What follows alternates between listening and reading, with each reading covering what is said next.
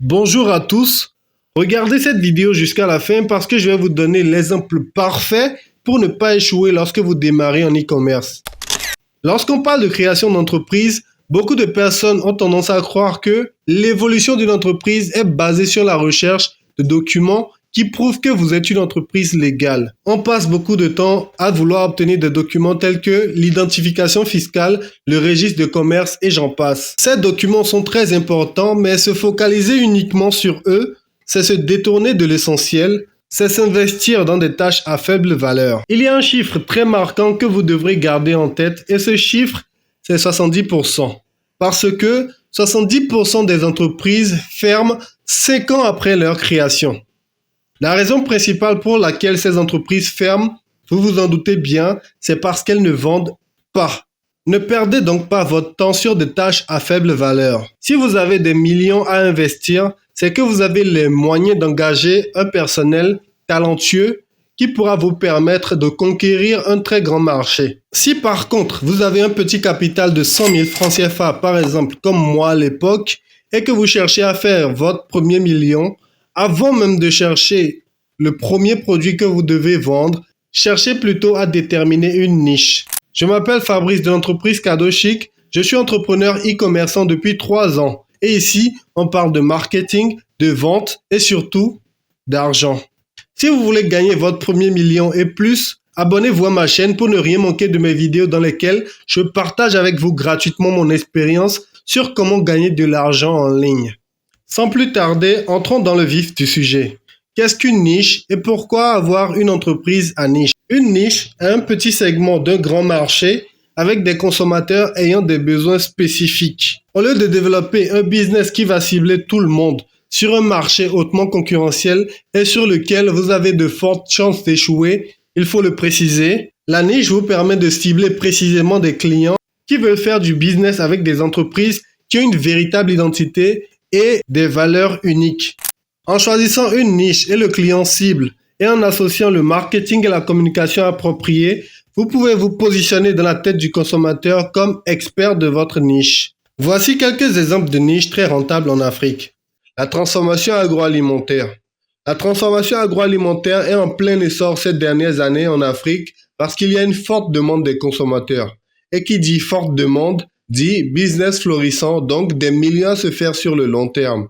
Au lieu de vendre des produits agroalimentaires en général, vous pouvez vous positionner en tant que transformateur et vendeur de produits agroalimentaires sains et sans conservateurs chimiques. C'est une entreprise que vous pouvez créer avec peu de moyens. La seule règle d'or, comme dans tous les autres business, c'est ne vous lancez jamais sans vous former. La deuxième niche, c'est la vente de savons et crèmes non éclaircissants. Si vous prenez en compte que presque tout le monde veut devenir clair en Afrique, vous pouvez penser que cette niche que je vous propose est à contre-courant de ce qui se vend aisément en Afrique. Il est vrai que les produits blanchissants de la peau sont énormément vendus en Afrique, mais nous, notre objectif, c'est de nous positionner sur un marché avec le moins de concurrence possible.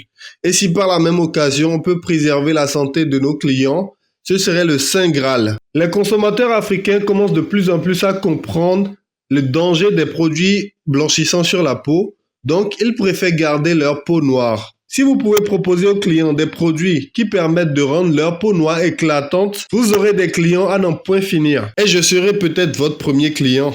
La troisième niche, c'est la vente de vêtements femmes. Ce n'est plus un secret pour personne. Les femmes sont de grandes consommatrices et ce n'est pas pour nous déplaire. Si vous pouvez proposer des vêtements femmes chic et à la mode, les clients vont se ruer vers vous.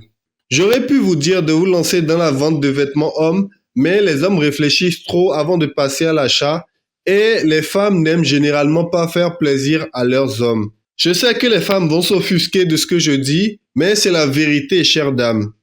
Ne vous fâchez pas, prenez-moi comme votre petit frère. Si vous avez des femmes comme clientes, vous avez 2 fois plus de chances de vendre car leurs maris leur feront plaisir. Et même si elles ne veulent pas impliquer leur mari, elles passeront elles-mêmes à l'achat. L'un des plus gros avantages lorsque vous avez un marché à niche, c'est que vous n'avez pas besoin d'acheter plein de produits de la même niche quand vous débutez.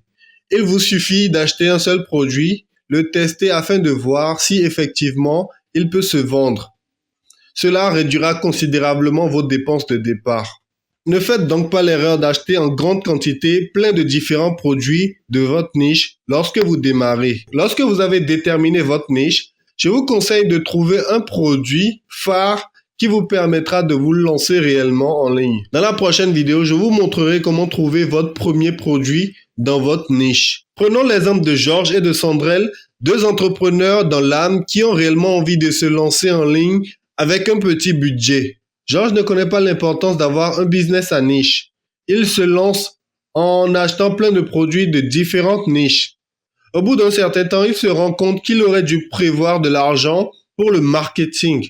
Mais le vrai problème, c'est qu'il aurait dû prévoir un budget marketing pour toutes les différentes niches qu'il aurait choisies. Il se rend très vite compte que sans trésorerie, cela n'est pas possible. Au bout de quelques mois, à force de méventes, il brade ses produits et ferme boutique.